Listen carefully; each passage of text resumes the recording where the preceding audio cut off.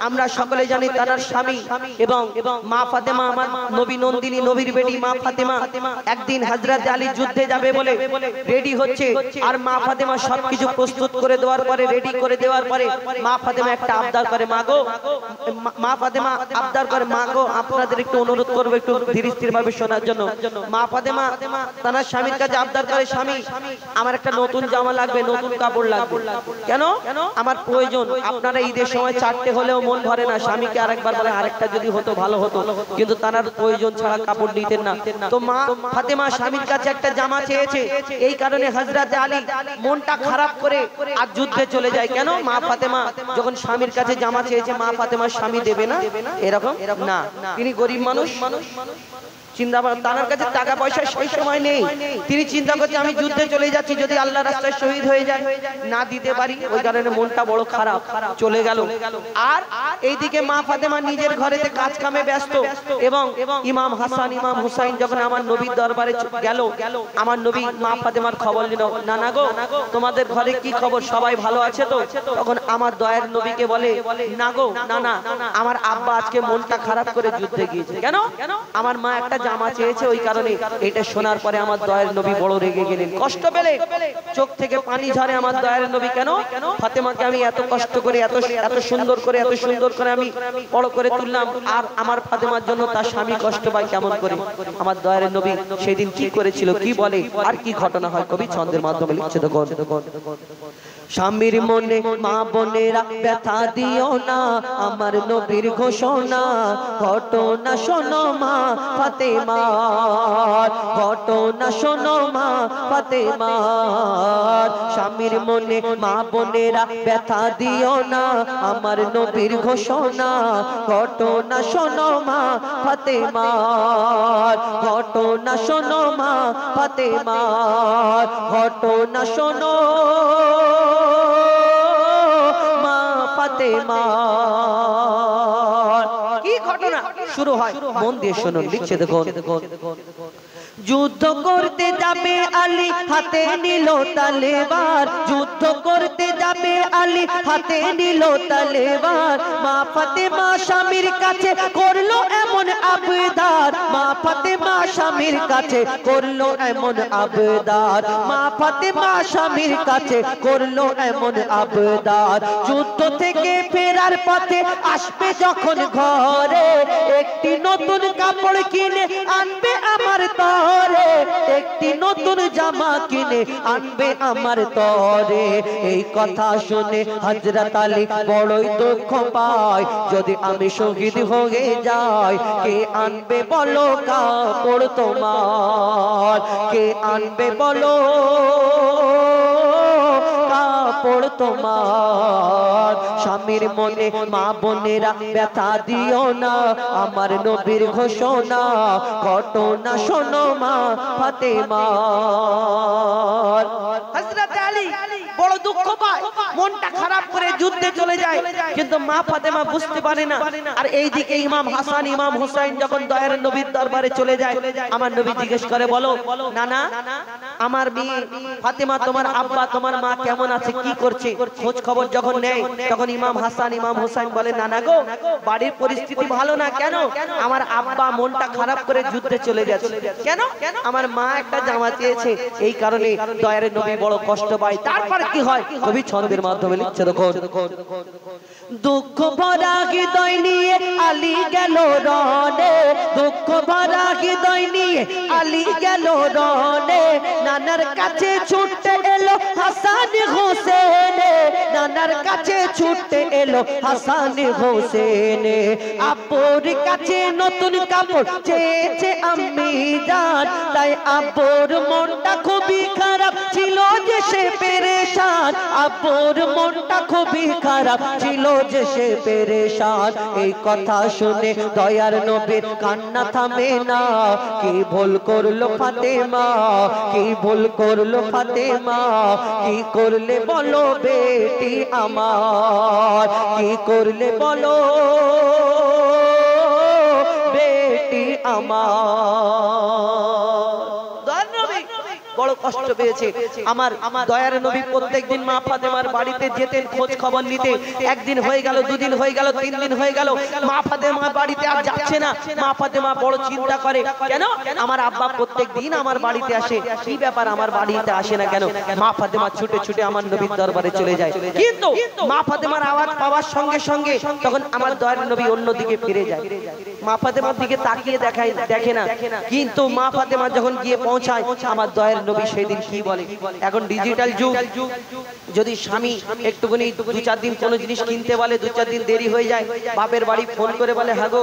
আব্বা আমাকে কোন জায়গায় বিয়ে দিলে গলায় কলসি ঢুকিয়ে আমাদের বড় পুকুরে ডুবিয়ে মেরে ফেলে দিতে পারতে, বলে না? গরিব মানুষ দিতে পারে না, তুমি তোমার স্বামীর বদনাম করো। দেখবেন 4-5টা মেয়ে একসঙ্গে কলেতে যদি কাজ করার সময় কাজ দেখবেন, আমি শ্বশুর বাড়ি এই এরকম, আমার স্বামী এরকম, আমার বর এরকম, এটা দেয় না ওটা দেয়, তোমার স্বামী তো তুমি ভালো, বদনাম করো তোমার স্বামীর। এই দুনিয়াতে আল্লাহ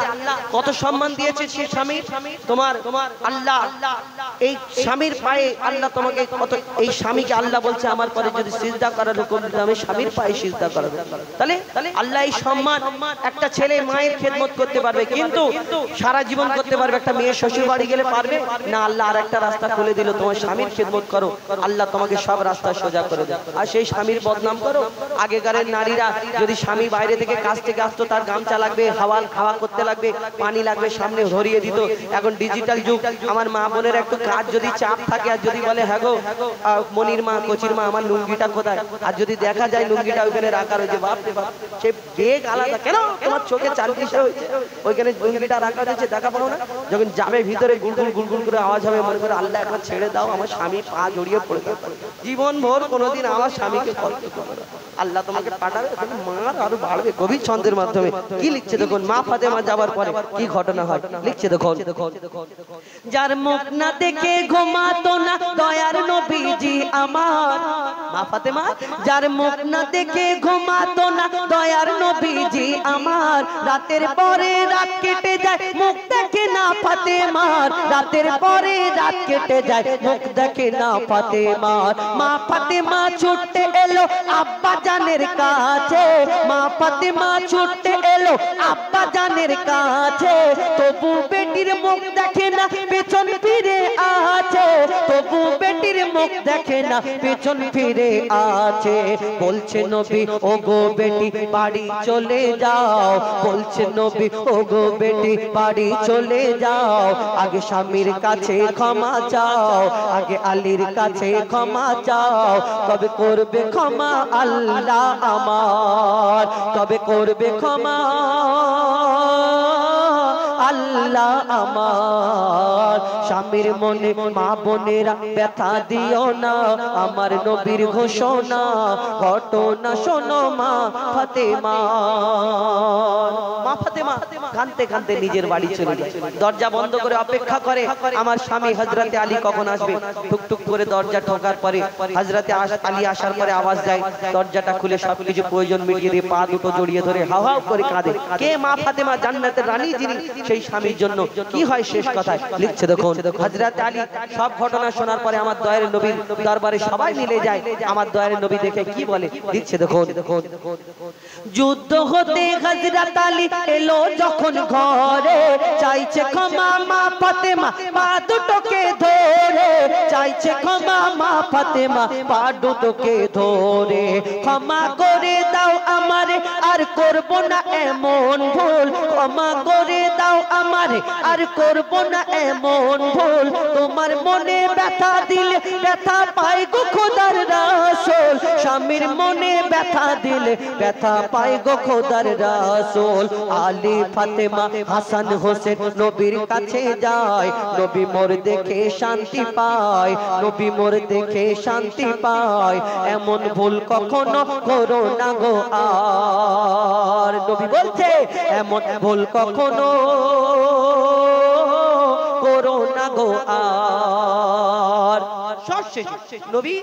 উম্মতের জন্য শিক্ষার জন্য সেদিন মা ফাতেমাকে কি বলেছিলেন, এই স্বামীদের খেদমত করলে কি হবে আর স্বামীদের কষ্ট দিলে কি হবে। শুনে রাখুন আমার মা বোনেরা, লিখছে দেখুন, বলছে নবী আল আরাবী, শোনো বেটি ফাতেমা, আলী যদি আজ তোমাকে না করি তো ক্ষমা, আলী যদি আজ তোমাকে না করি তো ক্ষমা, আমি তোমার আব্বা তোমাকে ক্ষমা করতাম না। স্বামীকে যে দুঃখ দেবে আমি তাকে চিনব না, স্বামীকে যে দুঃখ দেবে নবী তাকে চিনবে না। কেমন শিক্ষা দিয়ে গেল নবী তো জাহান। শুনে রাখ মঈদুল ইসলাম বলছিল না মা ফাতেমা, বলছিল না মা ফাতেমা, স্বামীর মনে মা বোনেরা ব্যথা দিও না, আমার নবীর ঘোষণা ঘটনা শোনো মা ফাতেমা, ঘটনা শোনো মা ফাতেমা। খারাপ ভাববেন,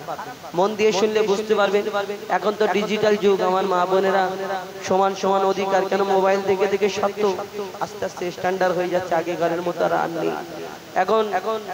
একটু যদি ঝামেলা হয় সংসারে, দেখবেন প্রত্যেক পুরুষ যারা বেটা ছেলে একবার মনে হাত রেখে এনাদের জিজ্ঞেস করুন, এই কথা বলবে। সারা জীবন একটা ছেলে দেখবেন, একটা চোর যে চুরি করে কিসের জন্য? নিজের জন্য করে, সংসারের জন্য। বিবি বাচ্চা ভালো থাকবে, বাপ মা ভালো থাকবে। যে ডাকাতি করে সেও কিন্তু সংসারের জন্য, সংসারের মায়ায় করে, অভাবেতে পড়ে করে। মানুষ সারা দিন খাটাখাটনি কেন করে? মানুষ চায় না যে আমি একটু ঘুরি ফিরি চুপ করে শুয়ে থাকি, না, এই বিবি বাচ্চা খাবে, এদের মুখে হাসি ফুটবে। আর সেই বউ দেখবেন ঝামেলা ঝঞ্ঝট হলে, কিছু কিছু মহিলা আছে এরকম, এত এনারা সুন্দর ব্যবহার, সেই একটুখানি ঝামেলা হবে আর সেই মহিলা বলবে, হ্যাঁ গো সারা তুমি তো, তোমার কাছে আমি যেই থেকে বিয়ে করেছি তুমি আমাকে কি দিয়েছো, বলে না কি দিয়ে